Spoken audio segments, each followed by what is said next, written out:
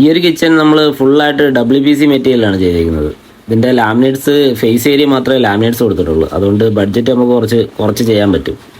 പിന്നെ ഇത് കീബോർഡിൻ്റെ WPC ആണ് എടുത്തേക്കുന്നത്. അത്യാവശ്യം നല്ല ക്വാളിറ്റിയും പ്രൈസ് റേഞ്ചിൽ കുറച്ച് കുറവും ഉള്ളത് നമുക്ക് കീബോർഡാണ്. ഫുള്ളി ഫാക്ടറി മെയ്ഡായിട്ടാണ് നമ്മൾ ഇതിൻ്റെ പീസുകൾ കംപ്ലീറ്റ് വന്നേക്കുന്നത്. ഇവിടെ നമ്മളൊരു ടാൾ യൂണിറ്റ് ചെയ്തിട്ടുണ്ട്. അതിനകത്ത് നമ്മൾ ഫിറ്റിങ്സ് കൊടുത്തിട്ടില്ല. അത് കുറച്ച് റേറ്റ് കൂടുതൽ വരുന്നത് കൊണ്ട് നമ്മൾ ബോക്സ് ആയിട്ട് തന്നെ ചെയ്തേക്കുക. അതുകൊണ്ട് തന്നെ അത്യാവശ്യം സാധനങ്ങൾ നമുക്ക് ഇതിനകത്ത് സ്റ്റോർ ചെയ്യാൻ പറ്റും. ഇവിടെ ആയിട്ടൊരു ബ്രേക്ക്ഫാസ്റ്റ് ടേബിളും കൊടുത്തിട്ടുണ്ട്. ഒരു 2 പേർക്ക് സുഖമായിട്ടിരുന്ന് കഴിക്കാവുന്ന രീതിയിലാണ് ചെയ്തേക്കുന്നത്. ഈ ഒരു ഫ്രിഡ്ജിന്റെ സൈഡിലായിട്ട് നമ്മളൊരു ക്രോക്കറി ഷെൽഫും കൂടെ കൊടുത്തിട്ടുണ്ട്. അതിന്റെ ഡോർ വന്നേക്കുന്ന അലൂമിനിയം ഫ്രെയിമിലാണ് വന്നേക്കുന്നത്. ഇവിടുത്തെ ഫ്രിഡ്ജ് നമ്മൾ ഫുള്ളി കൺസീൽഡ് ആയിട്ട് തന്നെ ക്യാബിനകത്തേക്ക് ഇൻസേർട്ട് ചെയ്ത് വെച്ചിരിക്കുകയാണ്. സൗന് താഴെയായിട്ടാണ് നമ്മുടെ സ്റ്റാൻഡം ബോക്സുകളെല്ലാം വരുന്നത്. ഇതൊരു കട്ട്ലറി ട്രേ ആണ്.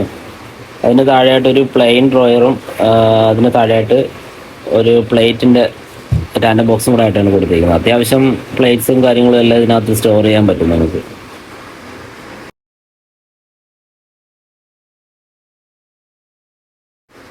സ്റ്റൗവിൻ്റെ റൈറ്റ് സൈഡിലായിട്ടാണ് നമ്മുടെ സിങ്ക് സെറ്റ് ചെയ്തിരിക്കുന്നത്.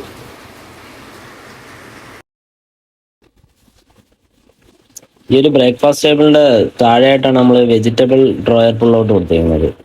അത്യാവശ്യം വെജിറ്റബിൾസ് എല്ലാം നമുക്ക് ഇതിൽ കേടാവാതെ സ്റ്റോർ ചെയ്ത് വയ്ക്കാൻ പറ്റിയ ഒരു ഐറ്റമാണ്. ഈ ഒരു വർക്കിൻ്റെ മറ്റ് ഡീറ്റെയിൽസും റേറ്റും കാര്യങ്ങളൊക്കെ അറിയണമെങ്കിൽ നമ്മുടെ പേജ് ഒന്ന് ഫോളോ ചെയ്തിട്ട് കമൻറ്റ് ചെയ്തു.